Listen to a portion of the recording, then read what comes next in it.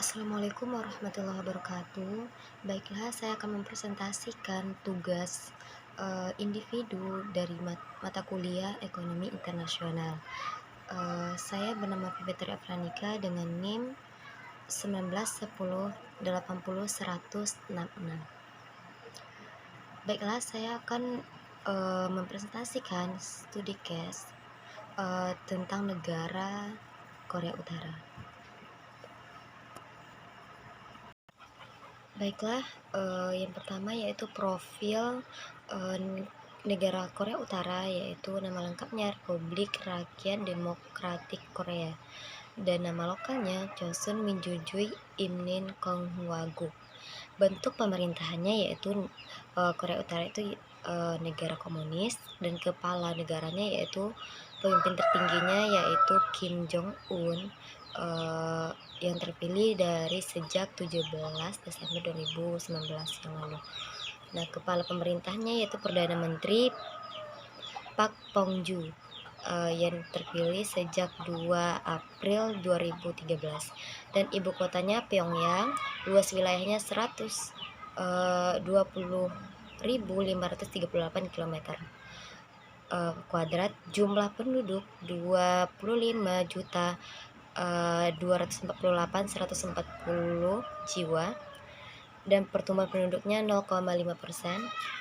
Angka kelahirannya yaitu 14,6, dan bahasa resminya yaitu bahasa Korea. Agamanya yaitu berbagai macam, yaitu tidak beragama atau ideologi Juche, Buddha, Konghucu, Kristen, dan Cheondokyo. Mata uangnya yaitu won Korea Utara, dan ini datanya didapat dari yang dikutip dari CIA World Factbook. Tinjauan pustakanya yaitu yang pertama yaitu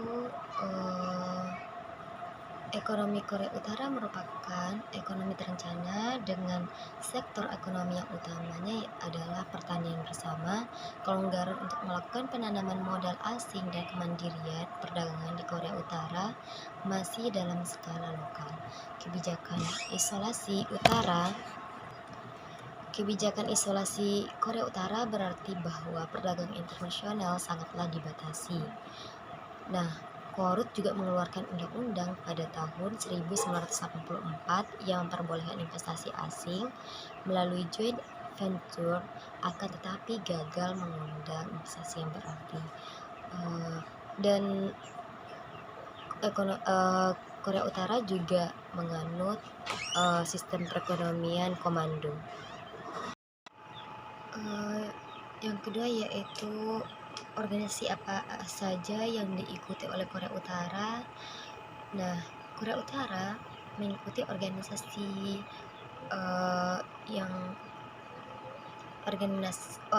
salah satunya yaitu Korea Utara menjadi salah satu anggota PBB, dan lembaga khusus yang dapat PBB seperti ICAO, IVAD, IMO, itu UNCTAD, UNESCO, UNIDO, UNWTO, UPU, WHO, WMO, dan WIPO, dan lain-lain. Selanjutnya yaitu kita akan membahas hasil dan pembahasan. Yang pertama, komoditas ekspor dan impor andalan Korea Utara yaitu ada 9. Yang pertama yaitu reaktor nuklir, yang mana Korea Utara memasok sebagian besar reaktor tersebut. Model reaktor ini sama persis dengan yang dimiliki Korea Utara di Yongbyon, di mana bentuk bangunannya dibuat dinding luar untuk menyembunyikan bentuk fasilitas aslinya. Cara ini juga digunakan agar fasilitas nuklir bisa cukup untuk menyimpan plutonium. Nah, yang kedua yaitu metamfetamin. Jumlah penduduk Korea Utara yang cukup besar menjadi modal tersendiri, dan ini akan menjadikan komunitas oleh pemerintah sebagai tenaga kerja asing yang bisa mendatangkan devisa untuk negara tersebut, yang sebagaimana pekerja tersebut uh, yang mana pekerja tersebut diancam agar mereka patuh kepada kebijakan pemerintah Korea Utara. Pekerja tersebut diancam yang mana mereka itu keluarganya dijadikan sandera untuk jaminan jaminan kepada pemerintahan Korea Utara. Nah, dalam kegiatan ekspor impor tenaga kerja ini, pemerintahan Korea Utara menghasilkan devisa hampir 2 miliar US dollar per tahun. Yang ketiga yaitu uang palsu. Nah, Korea Utara tersebut juga terkenal dengan perdagangan dan perdagangan gelapnya, yaitu memproduksi uang palsu. Nah, negara nomor satu yaitu Korea Utara itu sudah lama dikenal sebagai negara nomor 1 dunia yang paling canggih memproduksi uang palsunya, khususnya pecahan USD 100. Malah Secret Service Amerika Serikat mengklaim bahwa uang palsu buatan Korea Utara dikenal sebagai super notes, uang palsu yang paling canggih di dunia. Hal ini tidak mengherankan mengingat dalam pembuatannya Korea Utara menggunakan mesin dari Jepang, kertas dan dari Hong Kong, dan tinta dari Prancis. Itu tekstil. Nah, distrik Dandong, wilayah perbatasan Korea Utara, Cina adalah sarang kegiatan ekonomi Korea Utara. Nah, diperkirakan seperempat dari penduduk Dandong melakukan bisnis di pabrik-pabrik tekstil yang dikelola pemerintah. Produksi tekstil diekspor dengan menggunakan label Made in China. Nah, yang kelima yaitu restoran. Pemerintah Korea Utara dengan menciptakan restoran otentik Korea Utara yang tersebar di seluruh wilayah Asia, lengkap dengan hiburan tarian tradisional Korea Utara, termasuk lagu-lagu Korea Utara dan pop barat. Nah, pola ini bukan hanya diterapkan di segelintir restoran, tetapi hampir di semua restoran bentukan pemerintah Korea Utara.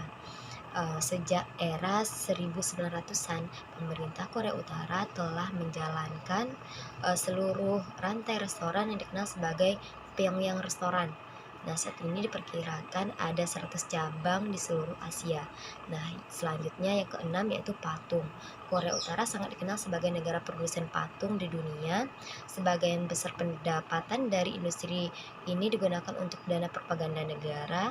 Produk patung Kota Utara telah banyak yang diekspor. Salah satunya pemerintah Zimbabwe yang memesan patung Presiden Robert Mugabe senilai 5 juta USD dollar baru-baru ini.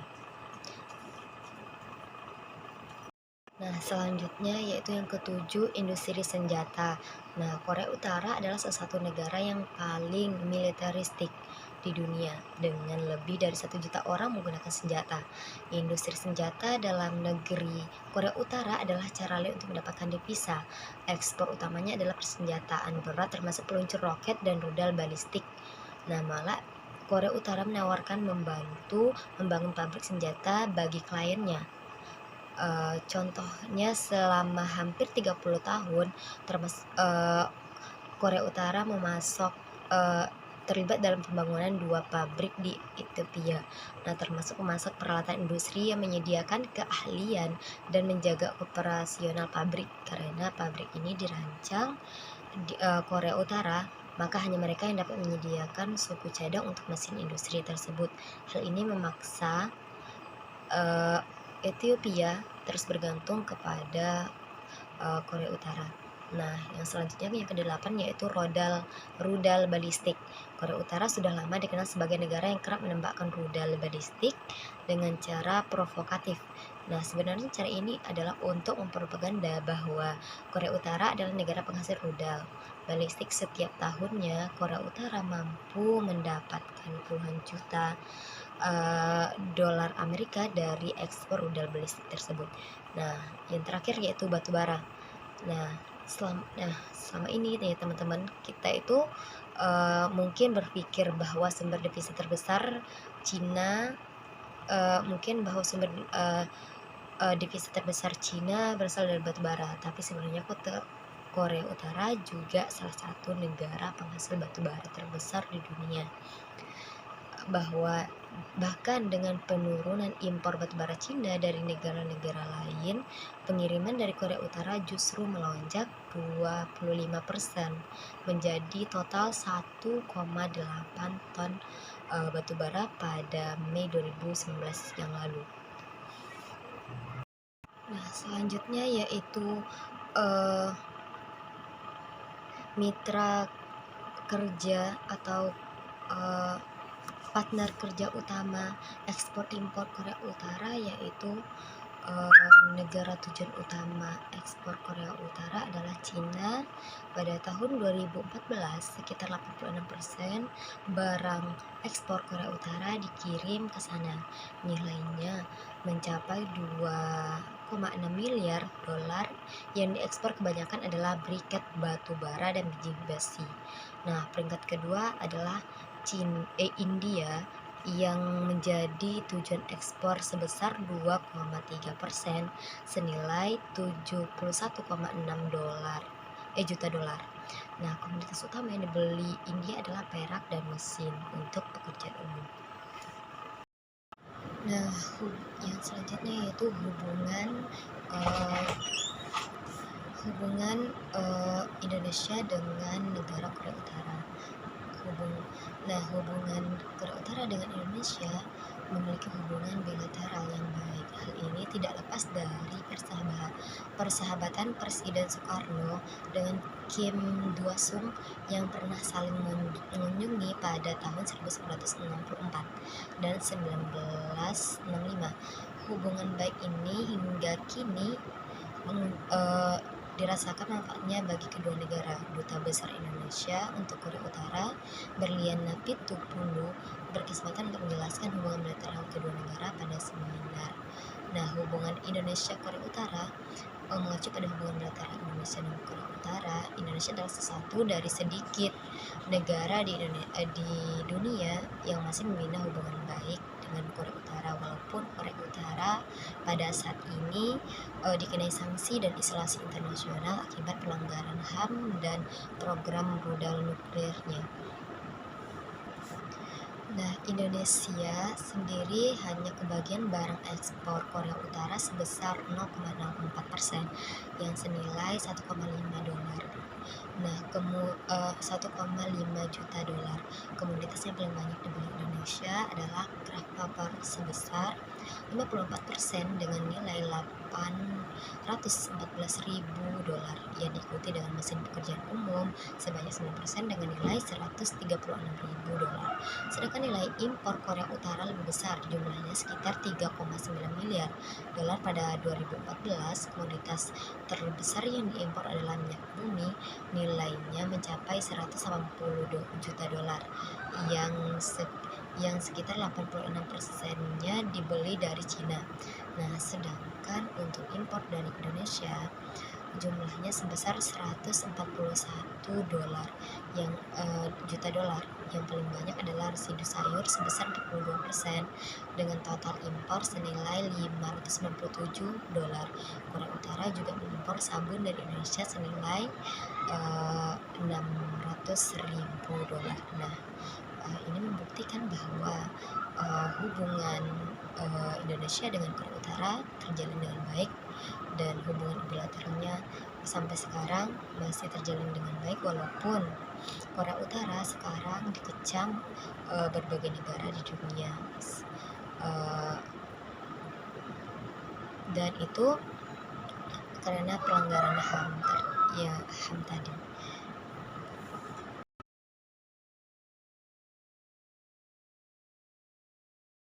Dalam perspektif Islam, perdagangan yang banyak dilakukan oleh Korea Utara, saya banyak melihat di situs-situs atau jurnal-jurnal menjelaskan bahwa Korea Utara salah satu negara yang bisnisnya sebagian besar berasal, atau defisit pendapatannya berasal dari black market atau pasar gelap. Nah, dan ini tentu bertentangan dengan pandangan Islam. Nah, apa ya, sebagaimana yang telah saya terangkan tadi, bahwa produk ekspor impor yang diutamakan oleh Korea Utara salah satunya restoran. Nah, di mana restoran tersebut menyajikan nyanyi-nyanyian khas Korea Utara. Nah, sebagaimana itu tuh nyanyian tersebut uh, mengandung konsep barat. Nah, itu tentu di dalam bahan-bahan Korea Utara, bahan-bahan restoran tersebut ada yang mengandung yang tidak halalnya. Nah, Korea Utara juga ekspor impor babinya juga termasuk yang paling besar, sebagaimana sebagaimana yang kita ketahui ya, Korea Utara salah satu negara yang misterius ya, yang menutup diri dari dunia luar. Nah, tradisi mereka, tradisi yang telah dijelaskan oleh nenek moyang mereka tersebut. Nah, mereka juga berkeyakinan bahwa agama itu berasal dari keyakinan dalam diri mereka tersebut. Nah, ini perspektif Islam yang kita lihat dari aspek ekonomi Korea Utara. Nah, Korea Utara salah satu negara yang pendapatannya berasal dari black market dan berasal dari pemalsuan uang. Nah, itu tuh kan ada unsur penipuan, jadi itu tuh pasti mengandung haramnya, dan itu bertolak belakang dari perspektif Islam. Nah, baiklah, hanya itu